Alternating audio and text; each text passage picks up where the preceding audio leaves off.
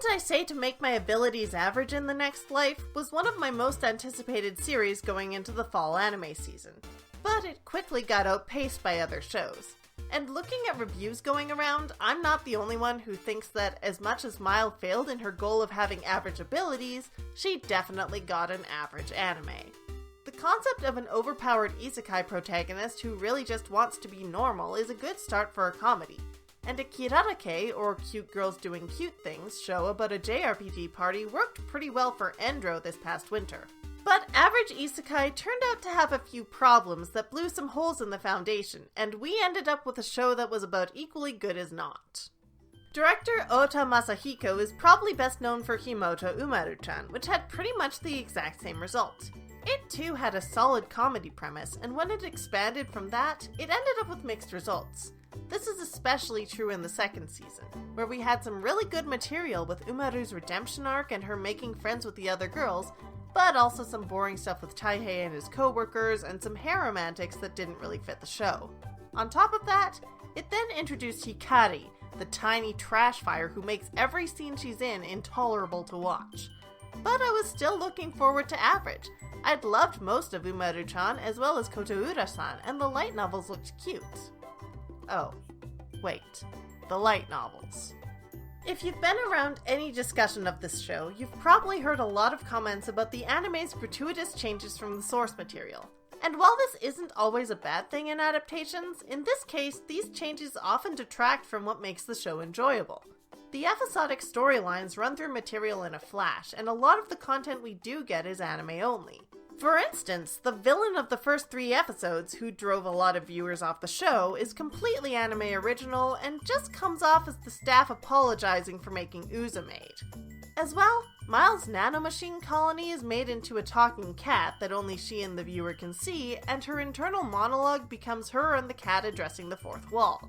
The cat was probably added for merchandising purposes, but it doesn't seem to be very popular, so Project Number 9 might have missed the mark. Another bit that drags the show down is how episode plots are introduced and resolved so quickly. When we do get dramatic confrontations, they're rushed through without dwelling on anything that would give them the weight they need.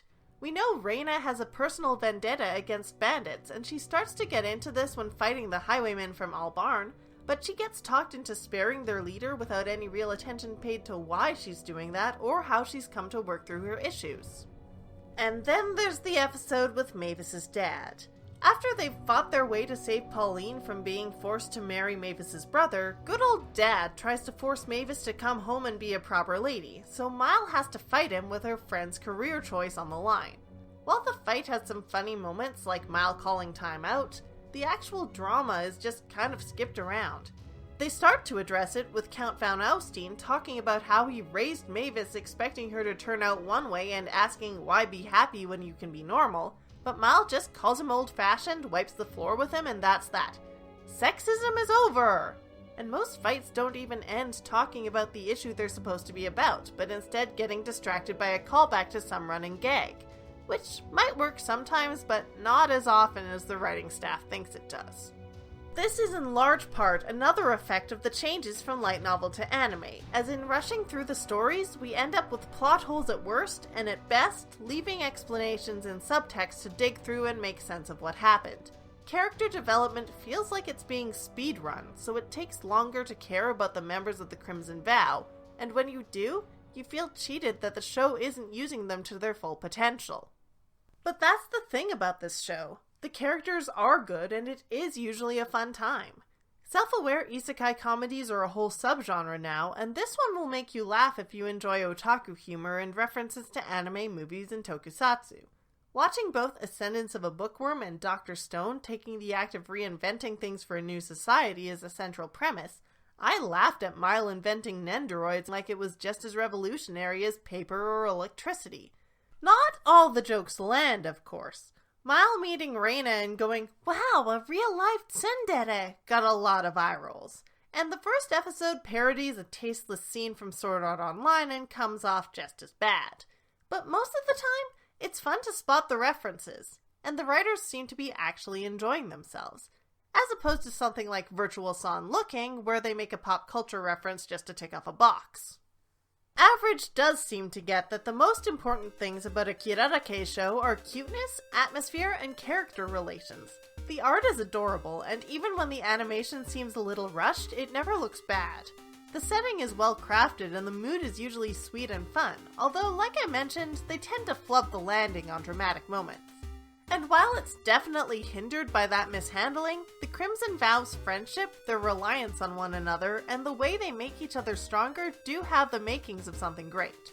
I just wish the show had put more work into developing that, instead of pushing everything so fast and sometimes awkwardly to cover as much ground as they can with the adaptation. If you came in here expecting me to call Average Isekai the worst anime of the season, you'll be disappointed. 1, because Null and Peta exists and that is hot garbage, and 2, because Average Isekai isn't bad, it's just, well, average, and it could have been better with a little work. Unfortunately, the version we've got now is full of ups and downs and sometimes just seems like a clumsy cash-in, with twice as many gross jokes. So if you're thinking of checking out the show, maybe just read the light novels instead. Or watch Endro, that was pretty good. This is Secret Identity Studio, and Mavis is still best girl.